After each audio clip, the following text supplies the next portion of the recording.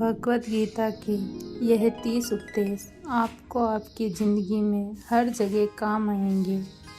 ज़िंदगी की हर मुश्किल में आपको राह दिखाएंगे। ये दिव्य उपदेश, ये बातें जानना समझना आपके लिए बहुत उपयोगी हैं। इसीलिए इन 30 उपदेशों को आखिर तक ज़रूर सुनें। सबसे पहला उपदेश यह है कि आपके सारे दुखों का कारण किसी को अपना मानना है। आप कभी गौर करना, आपकी ज़िंदगी के सारे दुख, सारी तकलीफ़ें वहीं से आती हैं जहां आप किसी को अपना मानते हैं। जिसे आप मानते हैं कि यह मेरा है, यह मेरा अपना है, वहीं से ज़िंदगी में दुख आने शुरू हो जाते हैं। एक व्यक्ति के पास एक बहुत बड़ा महल था। उसने ज़िंदगी की सारी संपत्ति लगाकर वह महल बनाया था। उसके आसपास शहर के लोग उस महल को देखने आते थे। कहीं बड़े बड़े सेठ उस महल को खरीदना चाहते थे, पर वह महल उसका अहंकार था, उसके जीने की वजह था। उस व्यक्ति का उस महल में बहुत मोह था। एक दिन उसके महल में आग लग गई और वह कहीं बाजार गया हुआ था। जब वह लौट कर आया तो उसने देखा कि मेरा महल आग में जल रहा है। अपने महल को जलता हुआ देखकर उसे अत्यंत दुख हुआ। उसने कहा कि अगर यह महल ही नहीं रहा तो मैं जीकर क्या करूँगा। उसने भी आग में छलांग लगाने की कोशिश की तो किसी ने उसे रोक लिया और कहा कि ये जो तुम्हारा महल है, इसका सौदा कल तुम्हारे बेटे ने किसी के साथ कर दिया है। जब उसे पता चला कि यह महल मेरा नहीं रहा, किसी और का हो चुका है, तो उसकी सारी चिंता खत्म हो गई। और जैसे और लोग उस महल को जलता हुआ देखकर तमाशा देख रहे थे, ऐसे यह भी खड़ा हो गया। इतनी ही देर में उसका बेटा आया। वह अपने बेटे को देखकर बहुत खुश हुआ और उसे आशीर्वाद देने लगा। उसने कहा कि तूने तो मेरी ज़िंदगी बचा ली है। आज इस घर में आग लग गई और तूने कल ही इसका सौदा कर दिया था। ये बात सुनकर बेटा कहने लगा, पिताजी, मैं इस महल का सौदा करने गया तो था, लेकिन सौदा अभी तक पक्का हुआ नहीं है। जब उसके पिता ने यह सुना कि इस महल का सौदा अभी तक हुआ नहीं है, तो वह फिर से फूट फूट कर रोने लगा। महल वही है, इंसान वही है, लेकिन जब वह महल मेरा है तो वह खुशी भी देता है, दुख भी देता है। जब वह महल मेरा नहीं है, उससे मेरा कोई रिश्ता नहीं है, तो सारे दुख ही खत्म हो जाते हैं। इसी तरह ज़िंदगी में भी जब किसी रिश्ते को, किसी जगह को, किसी काम को, किसी वस्तु को अपना मान लेते हैं, वहीं से सारे दुख शुरू होते हैं, वहीं से हर तकलीफ की शुरुआत होती है। श्रीमद् भगवत गीता का पहला उपदेश यही है कि आप जैसे ही किसी को अपनी ज़िंदगी जीने का उद्देश्य मान लेते हैं कि इसके बिना तो मैं जी ही नहीं सकता, तो वह चीज़, वह काम, वह वस्तु, वह इंसान आपको बहुत दुख देता है। गीता का दूसरा उपदेश यह है कि आपने कोई भी कर्म किया हो, उसका फल आपको अवश्य भुगतना पड़ेगा। कि अगर आपने कोई अच्छे कर्म किए हैं तो जाने अनजाने में किसी मुश्किल वक्त में वह अच्छे कर्म आपको बचा लेंगे। अगर आपने गलत कर्म किए हैं, पाप किया है, तो उसकी सज़ा भी आपको ज़रूर मिलेगी। कोई इंसान कितना ही छुप कर कर्म करे, कितना ही चालाकी से क्यों न करे, लेकिन कहते हैं कि उस परमात्मा के, ईश्वर के चारों तरफ कैमरे लगे हुए हैं। हमारे एक एक कर्म पर वह ईश्वर, वह परमात्मा दृष्टि बनाए रखते हैं। हमारे एक एक कर्म का हिसाब होता है। एक गांव में दो मित्र रहते थे। उन दोनों ने विचार किया कि इस गांव में हम कुछ धन नहीं कमा पा रहे हैं। वह दोनों धन कमाने के लिए शहर में चले गए। कुछ वर्ष वहां रहकर उन्होंने काफ़ी धन कमाया। फिर सोचा कि अब हम अपने घर वापस चलते हैं, पर्याप्त मात्रा में हमने धन कमा लिया है। उस समय यातायात के इतने साधन नहीं थे। वह अपनी बैलगाड़ी में ही यात्रा कर रहे थे। चलते चलते शाम हो गई और उन्होंने सोचा कि आज रात्रि यहीं विश्राम करते हैं। एक मित्र ने कहा कि मैं यहाँ रहकर धन की रक्षा करता हूँ और तुम बाजार जाकर भोजन की व्यवस्था कर लो। जैसे ही वह मित्र बाजार गया, उसके मन में पाप आ गया। उसने सोचा कि हमने इतना पैसा कमाया है, क्यों ना मैं इसे यहीं जंगल में मार दूं, तो सारा पैसा मेरा हो जाएगा, नहीं तो मुझे इसका आधा धन इसे देना पड़ेगा। यह सोचकर उसने अपने मित्र के खाने में जहर मिला दिया, और जब वह जहर वाला खाना लेकर मित्र के पास गया तो मित्र ने वह खाना खाया और वहीं पर उसकी मृत्यु हो गई। वह व्यक्ति सारा धन लेकर घर आ गया। फिर उसके घर में एक पुत्र ने जन्म लिया। जब उसका बेटा पैदा हुआ तो वह बहुत बीमार रहता था। उसने अपने जीवन में जो सारा धन कमाया था, वह सारा धन उसके बेटे के इलाज में ही ख़त्म हो गया। जैसे जैसे उसका बेटा बड़ा होता गया और उसका सारा धन ख़त्म हो गया। जब उसका बेटा बड़ा हुआ तो उसने पूछा कि बेटा, तुम इतना बीमार क्यों रहते हो? मैंने अपनी ज़िंदगी की सारी कमाई तुम्हारे इलाज में लगा दी है।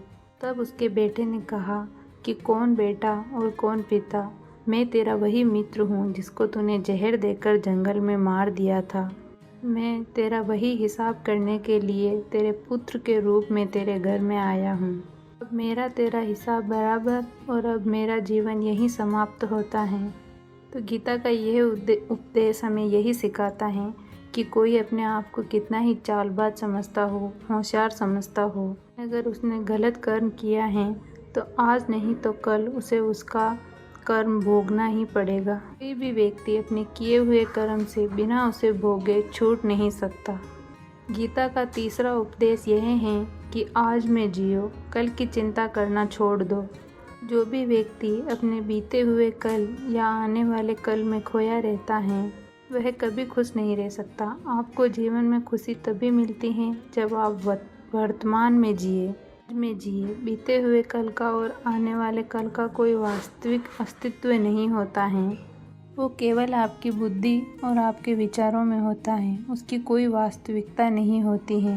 लेकिन जिसे आप वास्तविकता में जीते हैं, वह आपका आज होता है। अगर आप अपनी बुद्धि को अपने भविष्य और भूतकाल में अटका कर रखेंगे तो आप कभी खुश नहीं रह सकते हैं। अगर ज़िंदगी में खुश रहना चाहते हैं तो आज में और इसी पल में जीना सीखें।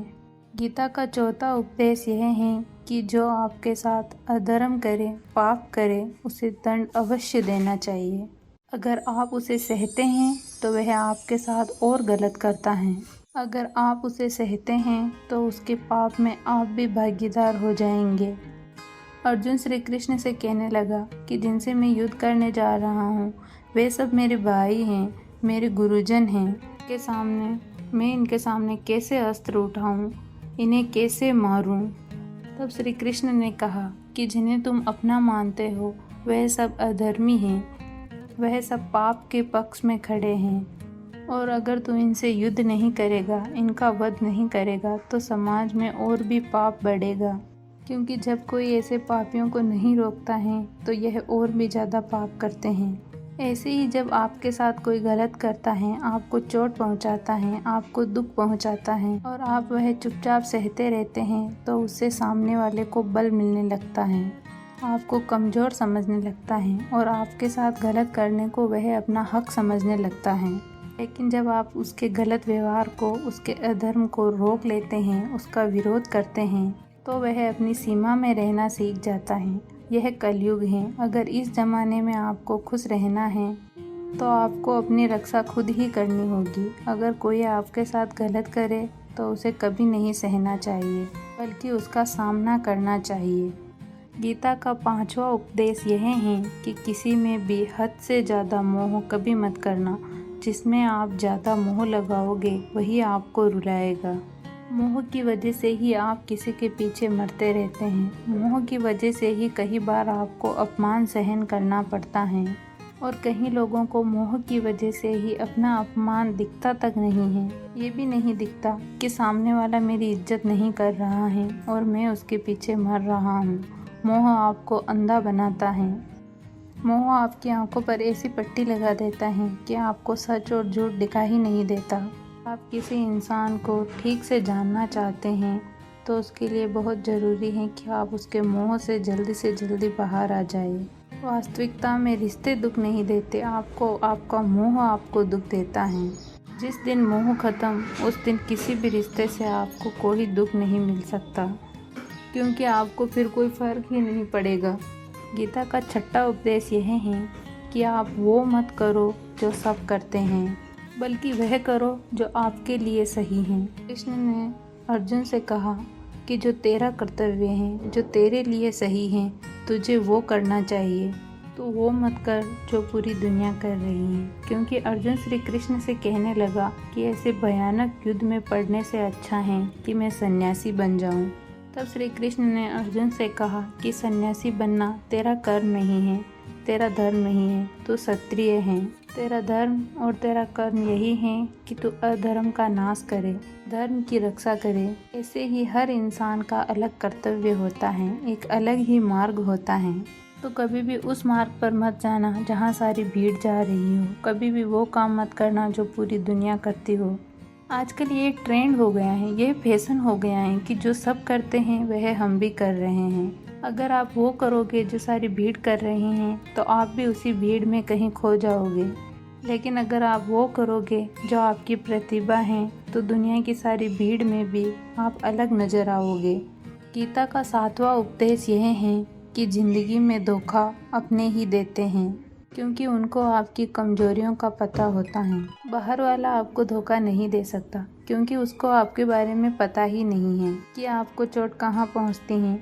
लेकिन जो आपका अपना है उसे बहुत गहराई से पता है कि आपकी कमजोरी क्या है। उसे पता है कि क्या ऐसा करे जिससे इसको दर्द पहुँच सकता है, इससे हम इसको नीचा दिखा सकते हैं, इसको चोट पहुँचा सकते हैं। यह कलयुग है, इसमें बाहर वालों से नहीं, जो अपने हैं उनसे ही सावधान रहना होता है। महाभारत का युद्ध दो अलग राजाओं में नहीं बल्कि एक ही परिवार के भाइयों में हुआ था। ही वंश के लोग थे। न जाने कितनी बार दुर्योधन ने पांडवों को जान से मारने की कोशिश की। कोई उनका दुश्मन नहीं था, उनका भाई था। सारी लड़ाइयाँ घर के अंदर ही होती हैं, बाहर कौन लड़ेगा हमसे। घर में ही सारे झगड़े होते हैं। तो आपको चोट वही लोग पहुंचा सकते हैं जो आपके अपने हैं। आपको धोखा वही लोग दे सकते हैं जो आपके अपने हैं। गीता का 8वां उपदेश यह है कि जो इंसान अपनी खुद की रक्षा खुद नहीं कर सकता, उसकी रक्षा भगवान भी नहीं कर सकता है। गीता का 8वां उपदेश यह है कि जो इंसान अपनी रक्षा स्वयं नहीं कर सकता, उसकी रक्षा भगवान भी नहीं कर सकते।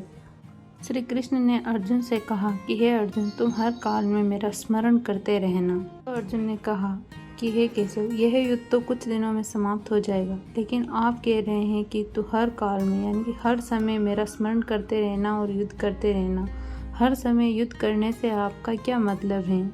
श्री कृष्ण ने अर्जुन से कहा कि ये जिंदगी ही रणभूमि है, इस जीवन में सुख दुख आते रहेंगे और तुझे उनका डट के मुकाबला करना है। श्री कृष्ण ने यह नहीं कहा कि तू चुप कर बैठ जाना और मैं लड़ाई करूँगा।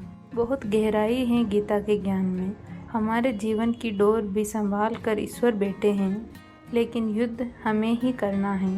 ईश्वर को याद करना है कि हे ईश्वर, मुझे शक्ति देना, मुझे समझ देना, मुझे बुद्धि देना, ताकि मैं अपनी ज़िंदगी की सारी लड़ाइयाँ जीत सकूं, मैं जीवन में सही मार्ग पर चल सकूं।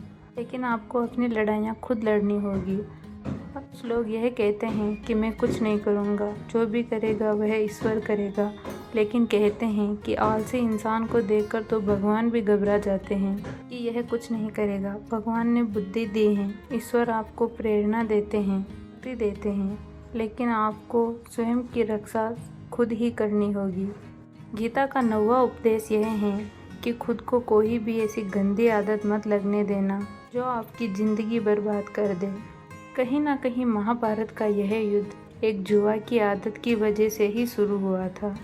सारा खेल वहीं से शुरू हुआ था। एक जुआ की ऐसी लत जिसमें युधिष्ठिर ने अपने भाइयों को दांव पर लगा दिया था, अपनी पत्नी को दांव पर लगा दिया था।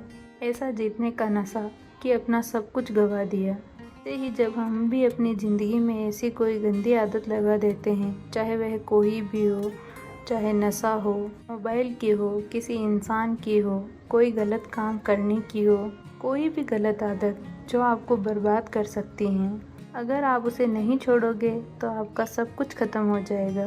इससे पहले कि आपकी गलत आदत आपको ख़त्म करे, आप अपनी गलत आदतों को ख़त्म कर दीजिए। गीता का 10वां उपदेश यह है कि आलसी इंसान कभी कुछ हासिल नहीं कर सकता। अधिकतर लोग सिर्फ बड़ी योजनाएं बनाते रहते हैं कि मुझे बड़ा घर चाहिए, मुझे बड़ी गाड़ी चाहिए, मैं पूरी दुनिया घूमना चाहता हूँ। क्या क्या चाहिए ये हर कोई सोच लेता है, लेकिन उसके लिए मेहनत करना बहुत कम लोग करते हैं, क्योंकि चाहना बहुत आसान है लेकिन उसके लिए कर्म करना बहुत मुश्किल है। एक अच्छा शरीर हर कोई चाहता है, लेकिन उसके लिए व्यायाम कोई नहीं करना चाहता। जो इंसान आलसी बनकर बैठ जाता है, ना ही उसे अच्छा शरीर मिलता है, ना ही उसे अच्छा जीवन मिलता है। तो अगर ज़िंदगी में कुछ पाना चाहते हो ना, तो आलस्य को अपनी ज़िंदगी से ज़रूर दूर कर देना। आलस्य के चलते आपको कुछ मिलने वाला तो नहीं है, लेकिन जो आपके पास है आप उसे भी गवा दोगे। गीता का 11वां उपदेश यह है कि ज़िंदगी में अगर मन की खुशी चाहते हो तो मन की गुलामी को त्याग कर दो। बहुत लोग कहते हैं कि हम करना तो बहुत कुछ चाहते हैं लेकिन कर नहीं पाते। पता तो है कि क्या करने से हमारी ज़िंदगी बेहतर हो सकती है और क्या चीज़ हैं जो हमें नुकसान पहुंचा रही हैं, लेकिन कर नहीं पाते हैं। समझते सब कुछ हैं, लेकिन समझ कर भी, चाह कर भी कुछ कर नहीं पाते हैं। वह इसीलिए होता है क्योंकि आप अपने मन के गुलाम बन चुके हो। अरे लोग तो अपनी जीभ का स्वाद तक नहीं छोड़ पाते हैं और फिर कहते हैं कि हम पतले नहीं हो पाते हैं। आपका मन सब कुछ समझ कर भी आपको वह करने नहीं देता। इसलिए अगर ज़िंदगी में आगे बढ़ना चाहते हो तो मन की सुनना छोड़ दो। जो आपके लिए सही है वह आपको करना ही होगा। गीता का 12वां उपदेश यह है कि जो आपका है वह आपको मिलकर ही रहेगा, और जो आपको नहीं मिला है उसके लिए रोना छोड़ दो। आप जिसके लिए जितना रोओगे वह चीज़ आपसे उतना ही दूर जाएगी, और जो चीज़ आपकी है वो कहीं ना कहीं से किसी दिन आपके पास ज़रूर पहुंच जाएगी। इसीलिए जो आपको ज़िंदगी में हासिल नहीं हुआ उसका पछतावा करना, के लिए रोना आप बिल्कुल बंद कर दो। गीता का 13वां उपदेश यह है कि आप संसार में जितना प्रेम लगाओगे उतना ही दुख और पीड़ा का अनुभव करोगे। गीता का 14वां उपदेश यह है कि जिस व्यक्ति को बात बात पर क्रोध आता है, सुख और शांति उसके पास कभी नहीं आ सकती। क्योंकि जो इंसान बहुत ज़्यादा क्रोधी होता है ना, उसके सारे मित्र उसे छोड़कर चले जाते हैं। वह अपने मन में भी दर्द में ही जीता है, तकलीफ में ही जीता है। ज़्यादा क्रोध करके, ज़्यादा गुस्सा करके जो कुछ भी आपके पास है, देखना आप उसे भी नष्ट कर दोगे। ऐसे इंसान को शांति तो कभी नहीं मिल सकती। इसलिए अगर अपने जीवन में शांति चाहते हो तो बात बात पर क्रोध करना छोड़ दीजिए। गीता का 15वां उपदेश यह है कि आप चाहे किसी की मदद करो या ना करो, लेकिन जानबूझकर किसी का दिल नहीं दुखाना चाहिए। क्योंकि जब किसी का दिल आपकी वजह से दुखता है ना, तो याद रखना एक दिन आपको भी वह दर्द ज़रूर मिलेगा। क्योंकि जब आप किसी का दिल दुखाते हैं तो आपको पता नहीं चलता है, लेकिन जब कोई आपका दिल दुखाता है तब आपको समझ में आता है कि दिल पर चोट लगने से कितना दर्द होता है। इसीलिए चाहे आप किसी की मदद करो या ना करो, लेकिन किसी का दिल कभी नहीं दुखाना चाहिए। गीता का 16वां उपदेश यह है कि जो मुश्किल वक्त में आपका साथ दें वही आपका अपना है, बाकी सब पराये हैं। अपनेपन का नाटक करने वाले बहुत लोग होते हैं, बड़ी बड़ी बातें करने वाले बहुत लोग होते हैं कि हम आपसे बहुत प्रेम करते हैं, कोई भी दुख हो, कोई भी तकलीफ हो, हमें याद करना।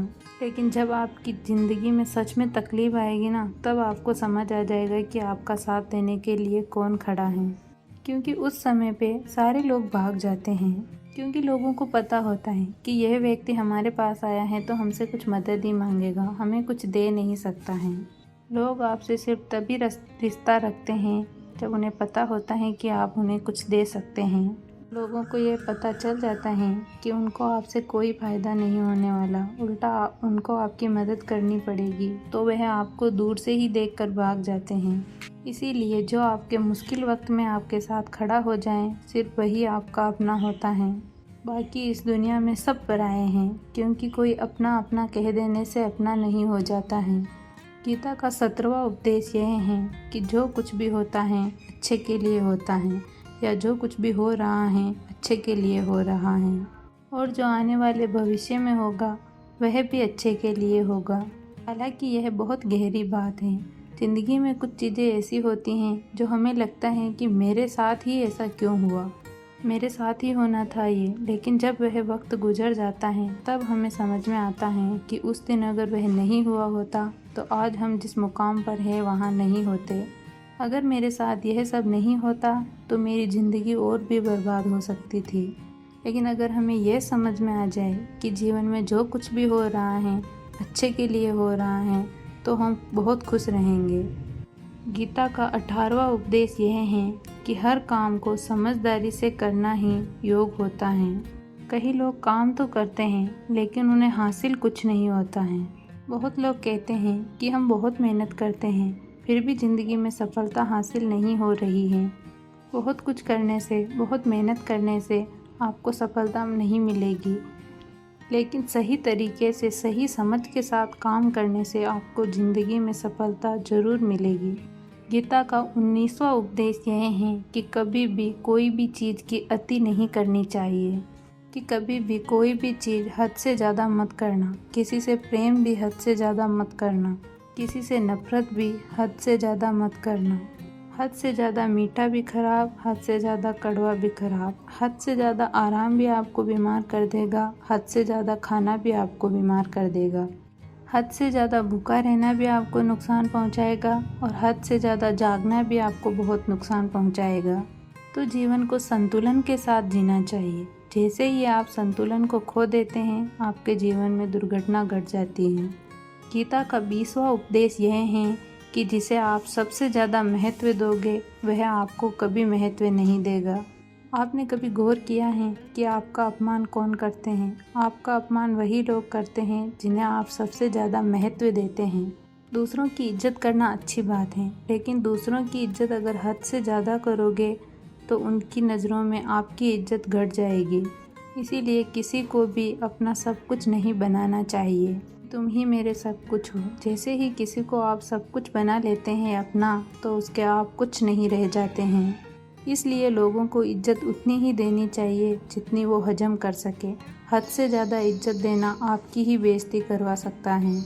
गीता का 22वां उपदेश यह है कि किसी पर भी आंख बंद करके भरोसा मत करना। महाभारत में दुर्योधन ने कितनी ही बार षड्यंत्र करके पांडवों को मारने की कोशिश की थी और आग में जलाने की कोशिश की थी, और वह धर्म पर चलने वाले लोग बार बार उसकी बातों में आ जाते थे। यह बात और है कि ईश्वर उनकी रक्षा कर रहे थे, परंतु जिसे वो अपना भाई समझ रहे थे वही उनको मारना चाहता था। इसीलिए भरोसा करते समय अपनी आंखें जरूर खुली रखना। गीता का 23वां उपदेश यह है, जिसके साथ सत्य और ईश्वर की शक्ति है, चाहे पूरी दुनिया उसके खिलाफ हो जाए, अंत में जीत उसी की होती है। महाभारत के समय धृतराष्ट्र कहते हैं कि पितामह भीष्म, द्रोणाचार्य, कर्ण सब हमारे पक्ष में हैं, तो हमें कौन हरा सकता है। तो संजय कहते हैं कि जिनके पक्ष में ईश्वर हैं, सत्य हैं, फिर चाहे सामने वाले के पक्ष में कोई भी क्यों ना हो, उन्हें कभी कोई नहीं हरा सकता है। गीता का 24वां उपदेश यह है कि जीवन में लड़ाई झगड़े से बचना चाहिए, लेकिन जब बात आपके चरित्र, सम्मान और अधिकार की हो तो लड़ना भी चाहिए। अर्जुन भी महाभारत का युद्ध करना नहीं चाहता था, क्योंकि सामने उसके अपने खड़े थे, लेकिन श्री कृष्ण ने उसे उपदेश दिया कि यहाँ बात लड़ाई की नहीं है, तेरे सम्मान की है, तेरे चरित्र की है, तेरे अधिकार की है। जो द्रौपदी के साथ कौरवों में भरी सभा में अपमान किया, उसे तुम्हें कभी नहीं सहन करना चाहिए। इसीलिए बात जब आपके चरित्र पर आ जाए, आपके सम्मान पर आ जाए, तो फिर वो चाहे अपना ही क्यों ना हो, आपको उसके साथ जरूर लड़ना चाहिए। गीता का 25वां उपदेश यह है कि चाहे कितना ही बुरा वक्त क्यों ना आ जाए, लेकिन जो इंसान कभी हार नहीं मानता वह सब कुछ हासिल कर सकता है।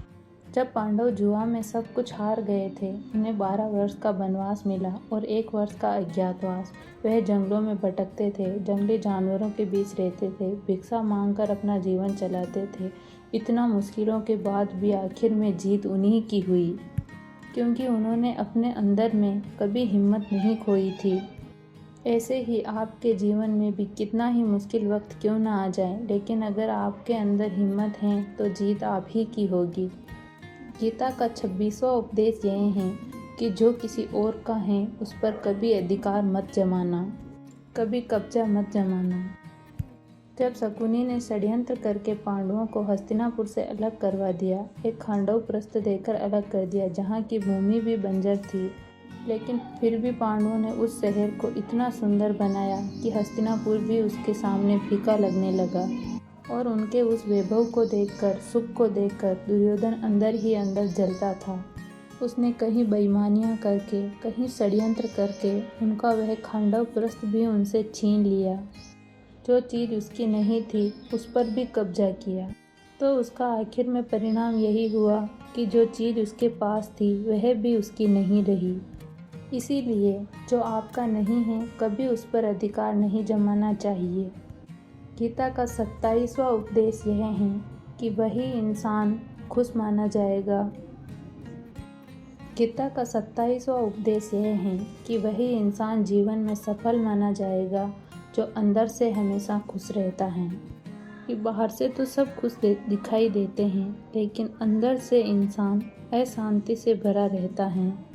बहुत पैसा कमा लिया, कामयाबी हासिल कर ली, लेकिन वह कामयाबी असली नहीं है। वह कामयाबी असली तब मानी जाएगी जब आपका मन अंदर से सुखी हो। गीता का 28वां उपदेश यह है कि आप जैसा अन्न खाओगे वैसा ही आपका मन और आपकी बुद्धि होगी। आप वैसा ही कर्म करोगे, वैसा ही आचरण करोगे। सात्विक अन्न खाओगे तो आपका मन भी सात्विक होगा, सात्विक व्यवहार भी करोगे, सोच भी आपकी अच्छी होगी। तमोगुणी और रजोगुणी आहार करोगे तो आपकी बुद्धि भी वैसी होगी और आप काम भी वैसे करोगे। श्री कृष्ण ने भगवत गीता में सात्विक, राजसी और तामसिक इन तीनों आहारों का विस्तार से वर्णन किया है कि क्या खाना चाहिए, क्या नहीं खाना चाहिए। लेकिन सार यही है कि जो मनुष्य जीवन में सात्विकता से सात्विक भोजन करता है उसे जीवन में शांति और सुख जरूर मिलते हैं। गीता का 29वां उपदेश यह है कि बुरा इंसान कभी भी अपनी बुराई नहीं छोड़ेगा। चाहे आप उसके साथ कितना ही अच्छा चलो, वह आपको तकलीफ देगा ही देगा। इसलिए जो जैसा है आप उसके साथ वैसा ही व्यवहार करो। बुरे इंसान के साथ आप कितना भी अच्छा बन जाओ, वह कभी अच्छा नहीं बनने वाला। दुर्योधन जंगल में पांडवों को मारने गया, लेकिन उसे वहाँ पर भीलों ने पकड़ लिया और उस समय उसका मित्र कर्ण भी वहाँ नहीं था। वह भील उसे मार देना चाहते थे, लेकिन युधिष्ठिर अपने भाई की रक्षा करने वहाँ पहुँच गया। उसके जीवन की रक्षा की, लेकिन उसके बाद भी वह हमेशा पांडवों का नुकसान ही करता रहता था। इसीलिए अगर कोई इंसान बुरा है तो उसके साथ आप ज़्यादा अच्छा बनने की कोशिश मत करो। जो जैसा है आप उसके साथ वैसा ही व्यवहार करो। गीता का 30वां उपदेश यह है कि जो व्यक्ति अपने कामों को समय से पूरा नहीं करता, समय की कद्र नहीं करता, उसके जीवन का सारा समय ऐसे ही नष्ट हो जाता है। क्योंकि समय ही आपका जीवन है। यदि आप समय को व्यर्थ ही नष्ट करते रहेंगे, व्यर्थ के कामों में गंवा देंगे, तो आपको जीवन में कुछ भी हासिल नहीं होगा। अगर कुछ ज़िंदगी में पाना चाहते हो तो समय की कदर ज़रूर करना। जो भी व्यक्ति गीता के इन 30 उपदेशों को रोज़ सुनेगा, समझेगा, तो ज़िंदगी की कितनी भी मुश्किल से मुश्किल घड़ी क्यों ना आ जाए, उस व्यक्ति को उस मुश्किल समय में भी रास्ता ज़रूर मिल जाएगा।